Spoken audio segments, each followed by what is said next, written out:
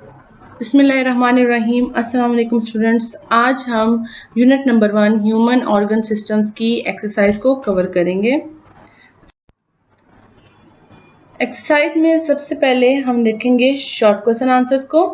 हमारा पहला short question है define a excretion, b reflex action, c neuron. इन तीनों टर्म्स को हम वन बाय वन डिफाइन करेंगे। सबसे पहले है ए एक्सक्रीशन, हम इसकी हेडिंग देंगे। ठीक है, एक्सक्रीशन क्या होती है? हमारी बॉडी में हर वक्त मेटाबॉलिक रिएक्शंस हो रहे होते हैं। ठीक है, उन मेटाबॉलिक रिएक्शंस के नतीजे में जो वेस्ट प्रोडक्ट्स बनते हैं उनका रिमूवल बॉडी से ज़रूरी होता है। तो वो प्रोसेस जो उन वेस्ट प्रोडक्ट को रिमूव करता है, वो प्रोसेस जो है वो एक्सक्रीशन है हमारे पास। ठीक है, तो हम इसकी डेफिनेशन लिखेंगे। The process of removing waste products from the body is called excretion. ठीक है, सेकेंड है बी रिफ्लेक्स एक्शन, इसकी हेडिंग देंगे, फिर इसकी डेफिनेशन लिखेंगे। ये हम ऑलरेडी चैप्टर में इसको स्टडी कर चुके हैं कि एक ऑटोमेटिक इनवॉलंटरी और अचानक से जो रिस्पांस प्रोड्यूस होता है किसी भी स्टिमुलस के अगेंस्ट, उसको हम कहते हैं रिफ्लेक्स एक्शन, और ये ब्रेन की इन्वॉल्वमेंट के बगैर रिस्पांस प्रोड्यूस होता है। सो रिफ्लेक्सेशन की डेफिनेशन लिखेंगे। An immediate and involuntary response to a stimulus is called reflex action. Stimulus क्या होती है? कोई भी आउटसाइड इन्वायरमेंटल जो भी चेंजेस होती है उसको हम स्टिमुलस कहते हैं। ठीक है, सी टर्म है हमारे पास न्यूरॉन के। न्यूरॉन क्या होता है? न्यूरॉन के बारे में भी हमने चैप्टर में स्टडी किया है कि न्यूरॉन जो है वो स्ट्रक्चरल और फंक्शनल यूनिट है नर्वस सिस्टम, जो कि नर्वस सिस्टम का जो मेन काम है पैगाम रिसानी का, बॉडी के एक पार्ट से दूसरे पार्ट तक पैगाम पहुंचाने का, वो काम जो है जो स्ट्रक्चर परफॉर्म करता है वो है हमारे पास न्यूरॉन। सो न्यूरॉन क्या हुआ? A neuron is the basic structural and functional unit of nervous system. Second question है हमारे पास short, skin is also considered as excretory organ. Why? कि स्किन को एक्सक्रीटरी ऑर्गन समझा जाता है, क्यों? अब इसकी रीज़न क्या है? एक्सक्रीटरी ऑर्गन के बारे में हमने पढ़ा है कि ऐसे ऑर्गन होते हैं जो कि एक्सक्रीशन में अपना रोल परफॉर्म करते हैं, यानी बॉडी से वेस्ट प्रोडक्ट्स को रिमूव करते हैं। तो स्किन को भी कंसिडर किया जाता है एक्सक्रीटरी ऑर्गन, उसकी रीज़न पूछी गई है। तो हमें पता है स्किन में जो है स्वेट ग्लैंड मौजूद होते हैं। ये स्पेशल टाइप के ग्लैंड्स होते हैं जिनका काम क्या होता है कि ये बॉडी से एक्स्ट्रा जो साल्ट्स होते हैं, एक्स्ट्रा मिनरल्स होते हैं, वाटर के साथ रिमूव करते हैं। सो इट्स मीन ये भी जो है एक्सेसिव साल्ट और वाटर के रिमूवल में इन्वॉल्व है स्किन। सो इसलिए इसको भी हम जो है एक्सक्रीटरी ऑर्गन जो है कंसिडर करते हैं। सो हम आंसर लिखेंगे। Sweat glands are present in the skin. Sweat gland जो है स्किन में मौजूद होते हैं। That secrete a fluid waste called sweat, जो कि एक फ्लूइड वेस्ट सिक्रीट करते हैं जिसको हम स्वेट यानी पसीना बोलते हैं। और फ्लूइड वेस्ट में क्या होता है? पानी के साथ एक्सेसिव साल्ट्स वगैरह होते हैं। So skin is also an excretory organ. So it's mean कि स्किन भी जो है वो एक्सक्रीटरी ऑर्गन है। नेक्स्ट थर्ड शॉर्ट क्वेश्चन है हमारे पास, draw and label the structure of neuron. के न्यूरॉन के स्ट्रक्चर को हमने ड्रा करके उसकी लेबलिंग करनी है। तो इसके लिए अगर आप आपकी बुक के पेज नंबर 7 पे जो फिगर 1.5 है, नर्व सेल और न्यूरॉन, आप उसको ड्रा करें, उसकी प्रैक्टिस भी करें। उसके स्ट्रक्चर को अगर हम देखें तो हमें ये जो आपको नज़र आ रहा है, ये हमारे पास होती है सोमा, या इसको हम क्या कहते हैं? सेल बॉडी कहते हैं, जिसके अंदर न्यूक्लियस, साइटोप्लाज्म और बाकी ऑर्गेनेलिस जो हैं मौजूद होते हैं यहाँ पे। और इसके अलावा ये जो ब्रांचेज हैं ट्री लाइक जो हैं, ट्री की रूट्स की तरह की जो ब्रांचेज हैं, इनको हम जो अराइज हो रही होती हैं सोमा से, सेल बॉडी से, इनको हम डेंड्राइट्स कहते हैं। ठीक है, जो कि इंफॉर्मेशन रिसीव करती है। उसके बाद एक थ्रेड लाइक स्ट्रक्चर यहाँ से अराइज हो रहा होता है सेल बॉडी से, जिसको हम क्या कहते हैं? सोमा कहते हैं, एक्सॉन कहते हैं। अब एक्सॉन के इर्द गिर्द एक मेम्ब्रेन होती है जिसमें कुछ स्पेशल टाइप के सेल्स होते हैं। ये जो आपको नजर आ रहे हैं ये सेल, ठीक है, इन सेल्स को कहते हैं शवान सेल्स बोलते हैं।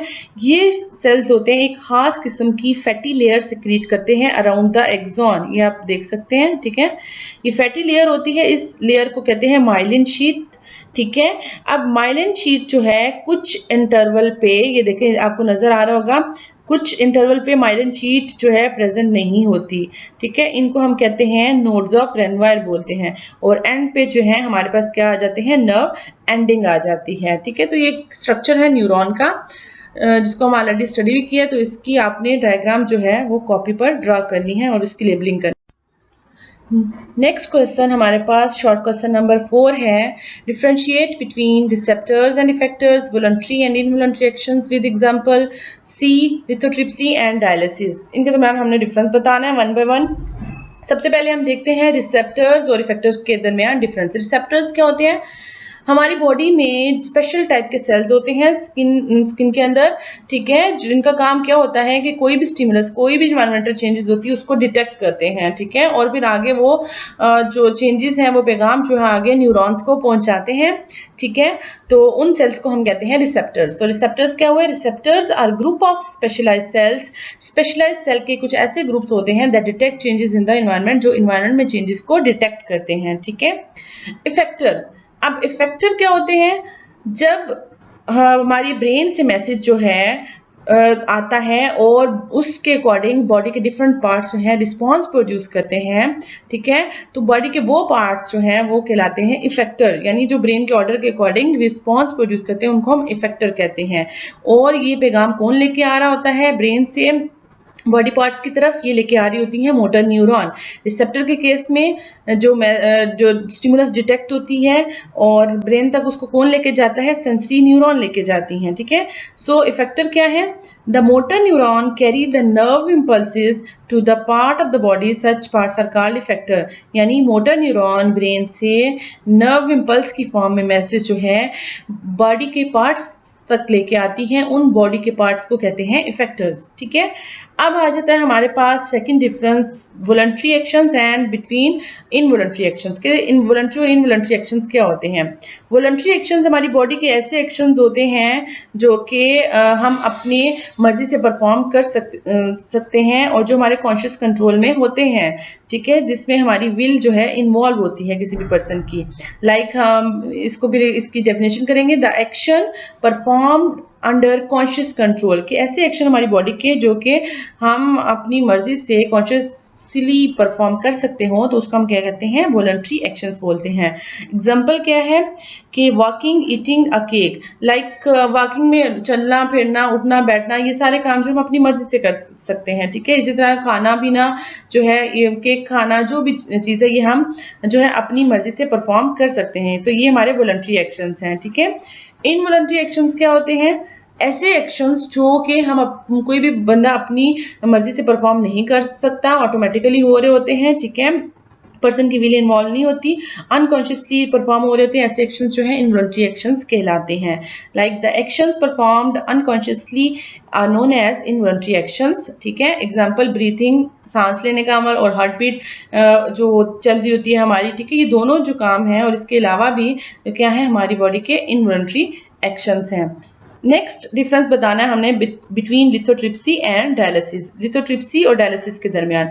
लिथोट्रिप्सी एक ऐसा प्रोसेस है जिसमें जब किडनी में स्टोन्स जो हैं बनते हैं थोड़े लार्जर साइज के, ठीक है, जो कि पानी से, नॉर्मल पानी से रिमूव नहीं हो सकते, तो इस केस में हम लिथोट्रिप्सी का मेथड यूज करते हैं, जिसमें स्पेशल टाइप की जो शॉकवेव्स होती हैं उनकी बम्बार्डमेंट करवाई जाती है किडनी में स्टोन्स पर। तो स्टोन्स क्या होते हैं? छोटे छोटे पार्टिकल्स में टूट जाते हैं, जिसकी वजह से अब वो छोटे छोटे पार्टिकल्स जो होते हैं आसानी से यूरिन के साथ जो है बॉडी से रिलीज हो सकते हैं, ठीक है। तो इस प्रोसेस को हम क्या कहते हैं? लिथोट्रिप्सी कहते हैं। सो लिथोट्रिप्सी क्या हुआ?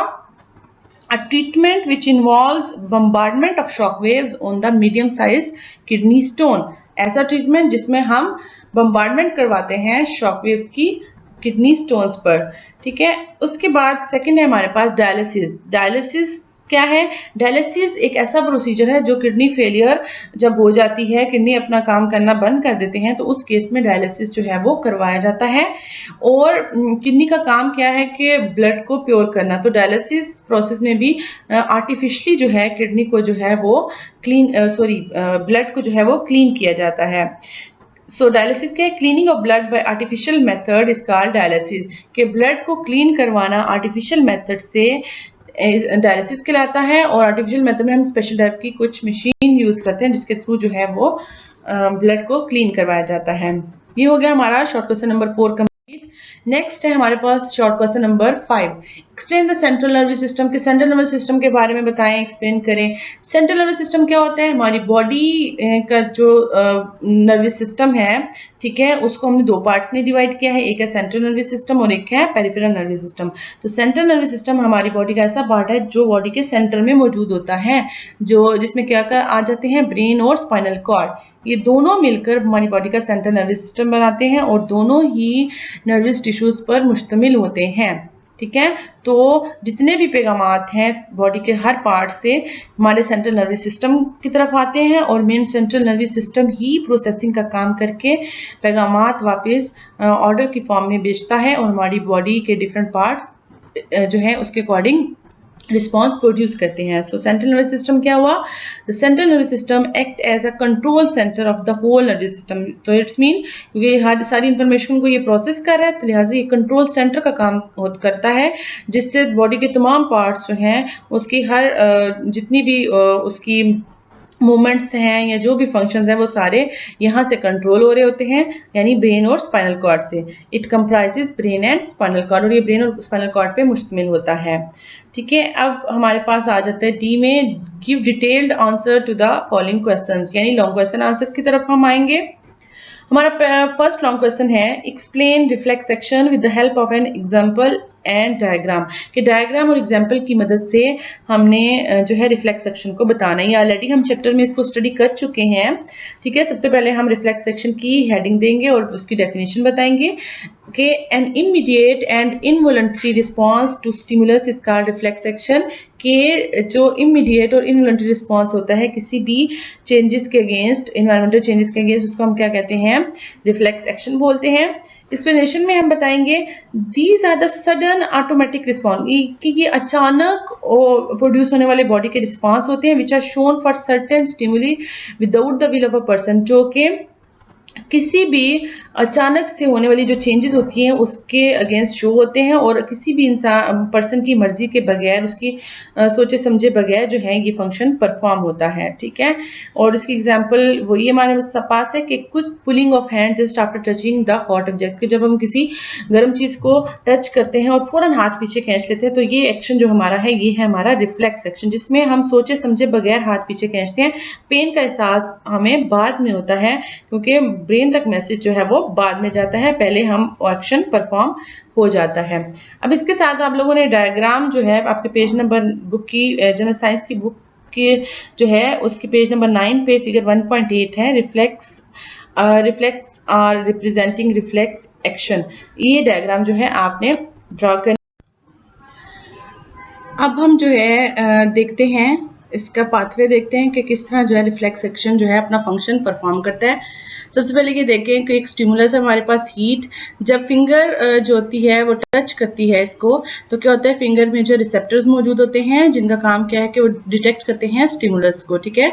अब ये रिसेप्टर्स जो होते हैं वो आगे यहाँ पे हमारे सेंसरी न्यूरॉन्स होती हैं, उनको आगे मैसेज जो है वो कन्वे करते हैं। सेंसरी न्यूरॉन यहाँ से इंफॉर्मेशन लेकर ऐसे ट्रेवल करती है, ये रेड कलर में आप देख सकते हैं। अब यहाँ पे ये स्पाइनल कॉर्ड में आती है, अब होना तो ये चाहिए था वैसे तो ब्रेन तक जाती है, लेकिन क्योंकि क्या होता है यहाँ पे फौरन ही यहाँ पे क्योंकि एसोसिएटिव न्यूरॉन्स यहाँ भी मौजूद होती हैं, स्पाइनल कॉर्ड, हमारा स्पाइनल कॉर्ड है, ठीक है। तो यहाँ पे वो जल्दी से प्रोसेसिंग होती है इस इंफॉर्मेशन की जो सेंसरी न्यूरॉन्स लेकर आ रही हैं, और फिर जल्दी से जो है यहाँ प्रोसेसिंग के बाद जो है जो हमारा स्पाइनल कॉर्ड है वो एक मैसेज जारी करता है, और वो मैसेज जो लेके जाती है स्पाइनल कॉर्ड से वो है हमारे पास मोटर न्यूरॉन। अब मोटर न्यूरॉन यहाँ से मैसेज लेके जाती है, कहाँ लेके जाएगी? हमारे मसल की तरफ लेके जाएगी। अब वो मसल क्या करेंगे? वो ये मसल हमारे क्या है? इफेक्टर्स हैं, ठीक है। और ये क्या करेंगे? अब वो मैसेज जो यहाँ पे है उसके अकॉर्डिंग जो है एक्ट करेंगे, यानी ये मसल जो है फिर कॉन्ट्रैक्ट करेगा और हाथ को जो है फिर हम अपने वो मसल उसके कॉन्ट्रैक्ट करेंगे और हाथ जो है पीछे खींच लिया जाएगा, फिंगर पीछे खींच ली जाएंगी, और ये जो है सडन विद इन सेकेंड जो है ये रिस्पॉन्स प्रोड्यूस होता है। और इस मेथड को जो है इस तरह के रिस्पॉन्स को हम कहते हैं रिफ्लेक्स एक्शन।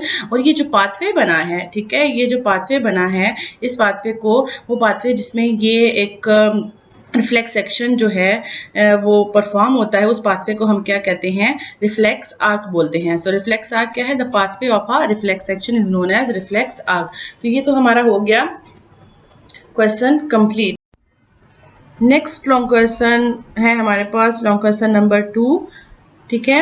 इसमें हमसे पूछा गया है कि describe the role of kidneys in excretion of waste, कि किडनी का रोल बताएं एक्सक्रीशन में, ठीक है। सबसे पहले हम हेडिंग देंगे रोल ऑफ किडनी और फिर हम पॉइंट्स की फॉर्म में जो है इसका जो रोल है उसको डिफाइन करेंगे। सबसे पहले क्या होता है, blood carrying nitrogenous waste from the body is brought to the kidney. ऐसा ब्लड जो कि नाइट्रोजनस, जिसमें नाइट्रोजनस वेस्ट होते हैं वो किडनी की तरफ आता है, ठीक है। The waste material and excess water pass into the renal tubule from the Bowman's capsule. So waste material और उसमें से एक्सेस वाटर जो होता है, ठीक है, वो रेनल ट्यूब्यूल में चला जाता है बोमेन कैप्सूल से, जो कि ये दोनों स्ट्रक्चर किसके हैं, नेफ्रॉन से। यानी किडनी से जो है जो ब्लड होता है वो नेफ्रॉन में जाता है, नेफ्रॉन इस ब्लड को फिल्टर करता है और फिर जो वेस्ट मटेरियल होते हैं वो रेनल ट्यूब्यूल्स में जाते हैं। फिर रेनल ट्यूब्यूल से वेस्ट किधर जाते हैं, the waste material in excess water pass through the proximal tubule into the collecting duct in the form of urine. फिर जो रेनल ट्यूब्यूल्स की लास्ट पोर्शन होता है, प्रॉक्सिमल जो हमारे पास प्रॉक्सिमल ट्यूब्यूल है उधर से होता हुआ फिर हमारे पास लूप ऑफ हेनले में आता है, लूप ऑफ हेनले से फिर डिस्टल कन्वोलेटिव ट्यूब्यूल और फिर वहां से जो है हमारे पास कलेक्टिंग डक्ट में जो है जो वेस्ट मटेरियल है वो एक्यूमुलेट हो जाता है। और हमें पता है कलेक्टिंग डक्ट में मोस्टली जो मटेरियल होता है उसको फिर टॉक्सिक मटेरियल होता है और एक्सेस वाटर होता है, लिहाजा उसको हम यूरिन का नाम देते हैं। नेक्स्ट स्टेप क्या होता है, the urine then drains from the collecting tubules into the renal pelvis. फिर क्या होता है कि कलेक्टिंग डक्ट्स कहाँ ओपन होती हैं, किडनी के पोर्शन रेनल पेल्विस में, लिहाजा जितना भी यूरिन इकट्ठा होता है नेफ्रॉन से वो सारा के सारा किधर ड्रेन होता है, वो रेनल पेल्विस में जाता है। रेनल पेल्विस जो है वहां से ट्यूबलाइक स्ट्रक्चर दोनों किडनी से राइज होते हैं, दोनों किडनी के रेनल पेल्विस से, which opens into a ureter from the each kidney, जिनको हम यूरिटर कहते हैं, ठीक है। फिर यूरिटर से, यूरिटर अगर देखें तो यूरिटर जो है आगे ओपन होता है एक सैक लाइक स्ट्रक्चर, इसको ब्लैडर कहते हैं। So then urine is pass to the urinary bladder, इसको यूरिनरी ब्लैडर कहते हैं, जहाँ पे कुछ अरसे के लिए जो यूरिन है वो स्टोर होता है और फिर यूरिनरी ब्लैडर से बॉडी से रिमूव किया जाता है with the help of urethra. So next step क्या होगा, from here urine is passed out of the body through the urethra. इस डायग्राम में हम देख सकते हैं ये प्रोसीजर के कैसे किडनी में जो है सबसे पहले ब्लड आता है, ठीक है। ब्लड अब किडनी में जो है नेफ्रॉन्स मौजूद होती हैं, नेफ्रॉन से फिल्टर होता है ब्लड और फिर जो है यूरिन की फॉर्म में, ये आप देख सकते हैं ये वाली ट्यूब्यूल्स जो होती हैं, यूरिटर इधर से दोनों किडनी के यूरिटर से यूरिन जो है पास होके इस ब्लैडर में आता है, जिसको हम यूरिनरी ब्लैडर बोलते हैं। यहाँ पे कुछ अरसे के लिए स्टोर होता है यूरिन और फिर यहाँ से यूरिथ्रा के थ्रू बॉडी से रिमूव हो जाता है। उसके बाद हमारा है long question number 3, what are advantages and disadvantages of kidney transplant over dialysis. कह रहे हैं कि किडनी ट्रांसप्लांट का क्या एडवांटेज है या क्या डिसएडवांटेज है डायलिसिस से अगर हम कंपैरिजन करें तो एडवांटेज क्या है, A successful kidney transplant can improve quality of life। अगर तो डायलिसिस में तो ये होता है कि हमें कुछ वक्फे के बाद जो है डायलिसिस का प्रोसीजर रिपीट करना पड़ता है पेशेंट को, ठीक है, ब्लड को क्लीन करने के लिए। किडनी अगर सक्सेसफुली ट्रांसप्लांट हो जाता है तो फिर क्या होता है कि उसकी जो पर्सन है वो नॉर्मल, उसका किडनी नॉर्मली काम करता है, जैसे उसका अपना किडनी काम करता है ऐसे उसका ट्रांसप्लांटेड किडनी काम करता है और ब्लड जो है वो क्लीन होता रहता है और उसकी क्वालिटी ऑफ लाइफ जो है वो इम्प्रूव होती है। Patient who undergo kidney transplantation don't require और ऑफ डायलिसिस ट्रीटमेंट। और इसका एक फायदा ये भी होता है कि अब उनको बार बार डायलिसिस जो कि काफ़ी पैथेटिक ट्रीटमेंट है उसके वो नहीं करवाना पड़ता और बस एक दफ़ा किडनी ट्रांसप्लांट करवाने के बाद नॉर्मल एक हेल्थी जिस तरह पर्सन ज़िंदगी गुजार होता है उसी तरह वो अपनी ज़िंदगी गुजार सकते हैं। डिसएडवांटेजेस क्या है, समटाइम क्या होता है कि kidney transplantation is a major surgical procedure that has both risk during and after the surgery, क्योंकि एक सर्जिकल प्रोसीजर है, सर्जरी करनी पड़ती है, उसके थ्रू ट्रांसप्लांटेशन होती है, तो समटाइम क्या होता है इन्फेक्शंस का भी चांस होता है, ठीक है, सर्जरी के दौरान या सर्जरी के बाद जो है, ठीक है। उसमें वो जो रिस्क फैक्टर वो क्या है, इंक्लूड इन्फेक्शंस, ब्लीडिंग भी हो सकती है, damage to the surrounding organ, और अगर एहतियात की जाए तो ये जो ऑर्गन्स होते हैं ट्रांसप्लांटेशन के दौरान उनको भी डैमेज जो है वो नुकसान मतलब पहुंच सकता है। तो ये तो थे एडवांटेज और डिसएडवांटेज ऑफ किडनी। सो इस चैप्टर में हमने unit number 1 human organ system की एक्सरसाइज को कंप्लीट किया है, ठीक है। तो ये सारे क्वेश्चंस जो हैं शॉर्ट क्वेश्चन और लॉन्ग क्वेश्चन आप लोग अपनी नीट कॉपीज पर नोट डाउन करें और इसको याद भी करना है और डायग्राम्स की प्रैक्टिस भी करनी है। इंशाल्लाह नेक्स्ट वीडियो में जो है हम नेक्स्ट जो हमारा यूनिट है यूनिट नंबर 2 है उसको स्टार्ट करेंगे। Thank you.